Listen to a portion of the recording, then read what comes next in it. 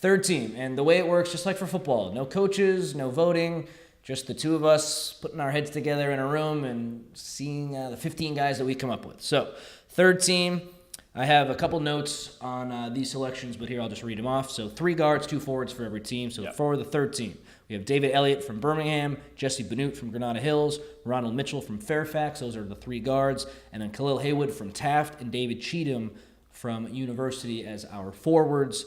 Really like the look of that team. David Elliott, some people might say he's a sophomore. I thought you guys would lean more towards seniors. In this instance, Chris Bradford came to mind. Christian Johnson came to mind from View Park, 2 Coliseum League guys. But we gave it to David because Birmingham just had the better year. Yeah. And when the lights were brightest in that semifinal, big game for them against Westchester, I thought he played really well. Had a nice game last night in the state tournament. He's just really blown me away. So the fact that Birmingham's had a nice year kind of elevated him above those other guards. Yeah, and it usually does, right? Postseason awards usually go to the guys that had a good season towards the end of the year, not so much the beginning of the year. And there were a lot of guys we left off this list. Taft specifically, I think they were one of the best teams that wasn't very overly represented. Khalil Hay was the only guy on this list right now. So Diggy Winbush didn't make it. Demetrius Caleb didn't make it. Brandon Wilson didn't make it. Those are all really good players that we've talked a ton about that we really, really like. But this is a tough team to make. This is for 15 slots, and there are how many good players that we've talked about all season? There are going to be some tough choices. So third team, this team, that could beat, I think, any full five-man team in the city section, just our third team. And let's talk about Haywood for a second. You mentioned how Taft didn't get too represented. Why was he the name picked? Because every game we watched with Taft, some games, some of those guards were having off shooting nights. Sometimes they weren't getting involved as much as we'd like to see them get involved. Every time we saw Taft, Khalil Haywood really impressed us. He's only a junior, but he can shoot. He also works really hard down low.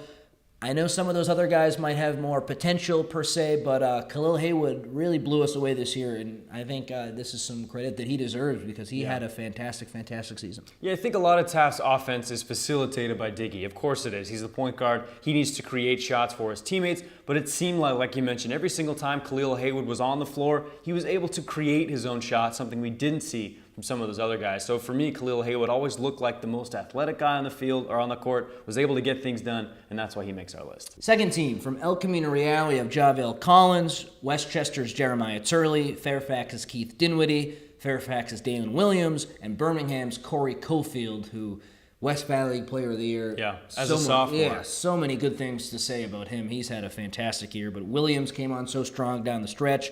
Keith Dinwiddie is a special, special talent. Jeremiah Turley, a 4-year guard at Westchester, great player. And then Collins would fill it up for El Camino Real every game, it seemed like. So that's a really strong second team. Yeah, Turley was a guy we went back and forth. Is he a third-team player? Is he a second-team player? I think we dropped Jesse Benute down to the third team because we were so impressed with the way Jeremiah Turley plays defense. He's a tenacious rebounder, even for a 5'10 guard. Yeah. The kid can really get after it, really athletic player.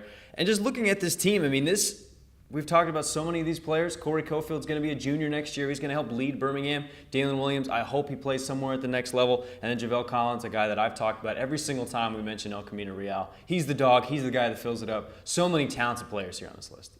And finally, the first team, the first guy off the board, this was the easiest pick. Ethan Anderson starts at guard. And then the second guy who was so easy to pick was KJ Allen. And he fills one of the forward spots. So who are the 3 remaining players? Noel Scott from Washington Prep, who, such a great story. I love to see him. Last year, he was a third-team guy for us. Boost all the way up to the first team. That's hard work. That's really impressive.